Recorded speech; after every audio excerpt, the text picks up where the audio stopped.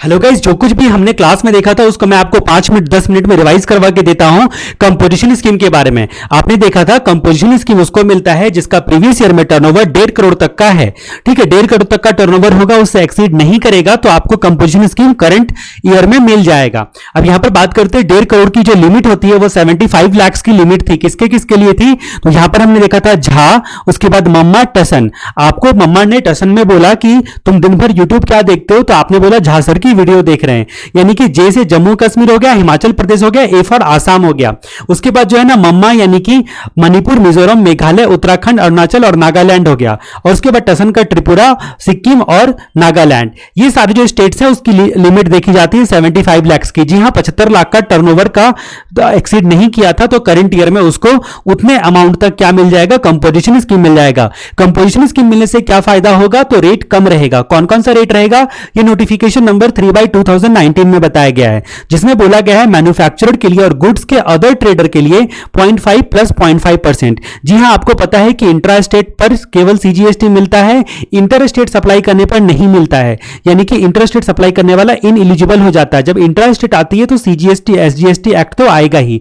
ठीक है, तो सीजीएसटी एसजीएसटी 0.5%। उसके अलावा सिर्फ एकमात्र सर्विस वाला है जिसको कंपोजिशन स्कीम मिलता है। ठीक है, ये सर्विस वाला है शेड्यूल 2, जो सीजीएसटी एक्ट का शेड्यूल 2 में पारा 6B जो दिया गया है, जिसमें जो भी रेस्टोरेंट, कैटरिंग या खाने पीने की सर्विसेज होती है other than alcoholic liquor for human consumption, ये सारे रेस्टोरेंट वगैरह सर्विस आ जाते हैं। इसका रेट लेकिन 2.5% प्लस 2.5% का है।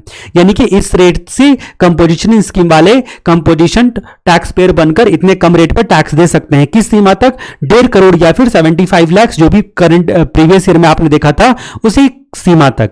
अब यहां पर बात करते हैं कि जैसे ही 1.5 करोड़ या फिर 75 लाख का सप्लाई एक्सीड कर जाता है करंट ईयर में, वैसे ही सेक्शन 10 का सबसेक्शन 3 टकरा जाएगा।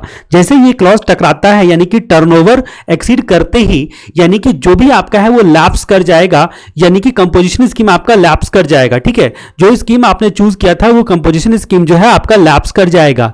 यानी कि इसको आप क्या बोलोगे? इवेंट बोलोगे, इवेंट बोलोगे। ठीक, यानी कि इवेंट खुद आ गया या फिर आपने कंपोजिशन स्कीम से विथड्रॉ किया, उसके 7 दिनों के अंदर में आपको क्या बताना पड़ेगा? 7 दिनों के अंदर में इंटीमेशन देना पड़ेगा जीएसटी पोर्टल पर। और 30 डेज के अंदर में जब आपने इंटीमेशन दिया उसके 30 दिनों के अंदर में जो भी आपका semi finished goods, finished goods या फिर मेटेरियल वगैरह रहेगा जिस पर आप क्रेडिट लेना चाहते हो, उसका इंटीमेशन, उसका डिटेल वर्णन करना पड़ेगा।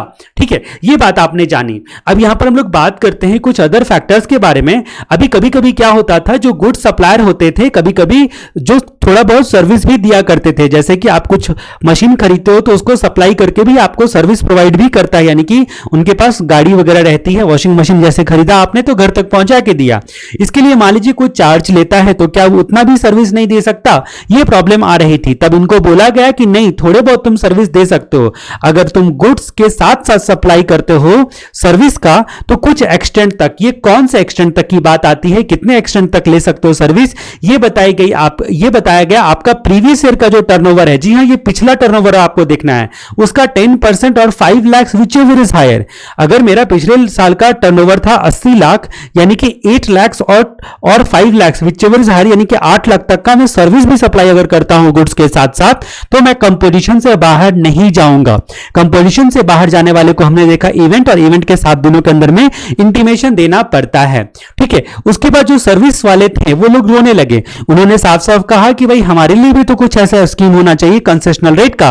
तो उनको बोला गया कि ठीक है, तुम्हारे लिए भी एक रेट बनता है 3% प्लस 3% का, 3% प्लस 3% वाला रेट बनता है। अब यहां पर बात करते हैं कि प्रीवियस ईयर का टर्नओवर अगर आपका 50 लाख तक का है, आपका मतलब सर्विस वालों का, ठीक है, और आप एलिजिबल नहीं हो नॉर्मल कंपोजिशन वाले, यानी कि 10(1) में आप एलिजिबल नहीं हो, जो यहां पर हम लोगों ने देखा वो कहानी सेक्शन 10 के सबसेक्शन 1 में दी गई है, और ये जो कहानी है वो सेक्शन 10 के सबसेक्शन 2A में दी गई है। अगर आप एलिजिबल नहीं हो तो ऐसी सिचुएशन में, यानी कि आप एक्सक्लूसिव सर्विस का सप्लाई करते हो एक्सेप्ट ये 6B वाला सर्विसेज, अभी 6B वाला सर्विसेज देखा था कि ये लोग कंपोजिशन में जा सकता है, तो उनको सर्विस को छोड़कर, ठीक है, एक्सक्लूसिव सर्विस देते हैं, जो एक्सक्लूसिव सर्विस जो देते हैं वो उनका टर्नओवर अगर 50 लाख से प्रीवियस ईयर में एक्सीड नहीं करता, और अगर मान लीजिए कि गुड्स प्लस सर्विस दोनों देते हैं, ऐसी सिचुएशन में जो ये वाला कंडीशन था 10% और 5 लाख विचेवर हायर से एक्सीड नहीं करता था तो 10(1) के लिए एलिजिबल था। लेकिन यहां पर जैसे ही एक्सीड कर गया,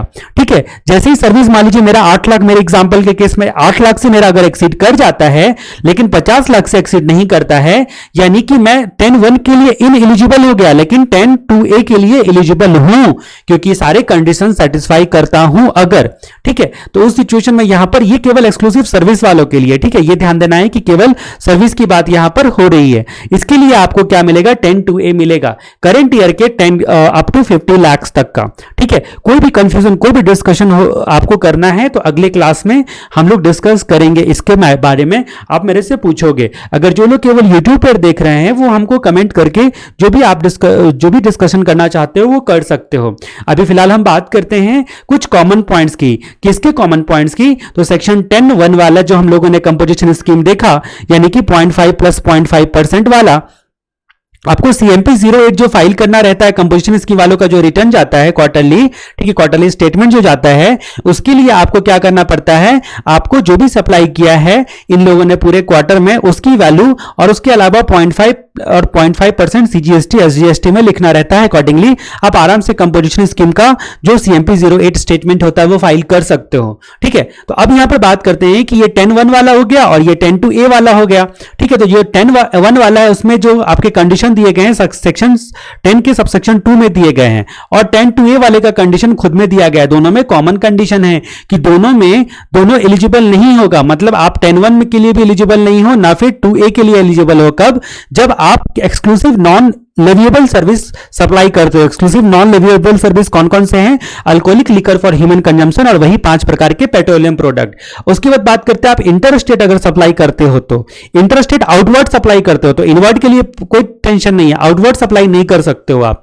उसके बाद आप अगर इलेक्ट्रॉनिक कॉमर्स ऑपरेटर के थ्रू सप्लाई करते हो, अमेजॉन फ्लिपकार्ट वगैरह के थ्रू, तो भी आप जो है वो यहां पर कंपोजिशन नहीं ले सकते हो, ना कंसेशनल स्कीम वाला 2A वाला भी नहीं ले सकते हो। अगर आप नोटिफाइड गुड्स के सप्लायर होते हो तो यहां पर नोटिफाइड गुड्स में अमेंडमेंट है। नोटिफाइड गुड्स क्या क्या होते हैं? पान मसाला, आइसक्रीम, टोबैको, एरिएटेड वाटर, उसके बाद जो आपका ब्रिक्स होता है और रूफिंग टाइल्स होता है, ये दोनों नए पॉइंट को ऐड किए गए हैं। ये सब नोटिफाइड गुड्स हैं, उसके सप्लायर हो तो भी आप कंपोजिशन नहीं ले सकते हो। अगर आप कैजुअल टैक्सेबल पर्सन या नॉन रेजिडेंट टैक्सेबल पर्सन हो तो भी आप कंपोजिशन स्कीम ऑप्ट नहीं कर सकते हो। फिर सेक्शन 10 का सबसेक्शन 4 बोलता है कि जो कंपोजिशन या कंसेशनल वाले लोग हैं वो लोग ITC नहीं ले सकते, ना टैक्स को कलेक्ट कर सकते हैं। ये लोग इनवॉइस इशू नहीं करेंगे, बदले में बिल ऑफ सप्लाई इशू करेंगे और बिल ऑफ सप्लाई के टॉप पर लिखेंगे कि हम लोग कंपोजिशन डीलर हैं और हम ITC के लिए एलिजिबल नहीं है। अगर आपने सेक्शन 10 का सबसेक्शन 5 कहता है कि अगर आपने किसी भी प्रकार की बेईमानी करके कंपोजिशन स्कीम का फायदा लेने का कोशिश किया तो सेक्शन 73, 74 के तहत आप जो है आपका प्रोसीजर चालू हो जाएगा, ठीक है। यहां पर फ्रॉड वाला मामला और नॉन फ्रॉड वाला मामला आपके पेनाल्टी प्रोसिक्यूशन चैप्टर में आता है। उसके बाद यहां पर बात करते हैं कि एक्सप्लेनेशन करके यहां पर बोला गया कि अगर एक पैन वाले बंदे ने कंपोजिशन स्कीम लिया तो सबको लेना पड़ेगा। मतलब यानी कि आपके अगर 5 यूनिट है सिंगल पैन पर और रजिस्ट्रेशन वगैरह भी है तो उस सिचुएशन में सारे के सारे यूनिट्स को कंपोजिशन लेना पड़ेगा। अगर उनमें से एक भी इनएलिजिबल हो जाता है तो सारे के सारे इनएलिजिबल माने जाएंगे। फिर यहां पर बताया गया है कि अगर आप रिवर्स चार्ज मैकेनिज्म में फॉल करते हो, कंपोजिशन वाले हो और रिवर्स चार्ज मैकेनिज्म में आपको बताओ रेसिपिएंट GST बनता है आपका सेक्शन 9 के सबसेक्शन 3 या सबसेक्शन 4 के हिसाब से, तो उस सिचुएशन में आपको नॉर्मल रेट से देना पड़ेगा, ठीक है। अब यहां पर सबसे खासियत क्या होती है, जो भी आपका सप्लाई होता है उसमें एग्जेम्प्टेड भी इंक्लूड होता है लेकिन GST कुछ भी इंक्लूड नहीं होता है। तो सारे टैक्सेबल सप्लाई, ठीक है, सारे टैक्सेबल सप्लाई आपके टर्नओवर में आएंगे और उसके बाद जो भी पैन वगैरह का हो तो, और उसमें आपका रिवर्स चार्ज वाला अलग से आता है, वो नहीं यहां पर आएगा। देखो एग्जेम्प्टेड सप्लाई को प्लस किया गया, यानी कि एग्जेम्प्टेड पर भी कंपोजिशन स्कीम से टैक्स लग जाएगा, एक्सपोर्ट पर भी लग जाएगा, लेकिन सब प्रकार के GST को माइनस कर देना, CGST, SGST, IGST, ठीक है, या फिर सेस वगैरह हो तो इस सिचुएशन में। और interest discount on loan deposit और एडवांस, इस एग्रीगेट टर्नओवर में भी कवर नहीं होता है, और ना यहां पर जो हम लोगों ने प्रीवियस ईयर करंट ईयर का देखा था या 10% ऑफ टर्नओवर देखा था, वहां पर भी कवर नहीं होता है। ये स्कीम अगर आप ऑप्ट करना चाहते हो तो या तो रजिस्ट्रेशन लेने टाइम में आप ऑप्ट कर सकते हो, नहीं तो अगर आप एग्जिस्टिंग हो तो फाइनेंशियल ईयर से पहले ले सकते हो, तब आपका फाइनेंशियल ईयर के बिगिनिंग से आप पर इफेक्टिव रहेगा। उसके अलावा बोला गया है प्रोमिनेंट प्लेस ऑफ बिजनेस पर आपको कंपोजिशन डीलर बोलकर साफ साफ करके लिखना है। इस प्रकार हम लोगों ने जो भी क्लास में देखा था 10 मिनट के अंदर अंदर में, वो कंपोजिशन स्कीम को हमने यहां पर रिवाइज किया। मैं उम्मीद करता हूं कि ये वीडियो आपको पसंद आया होगा, और अगले क्लास तक के लिए जयराम जी की।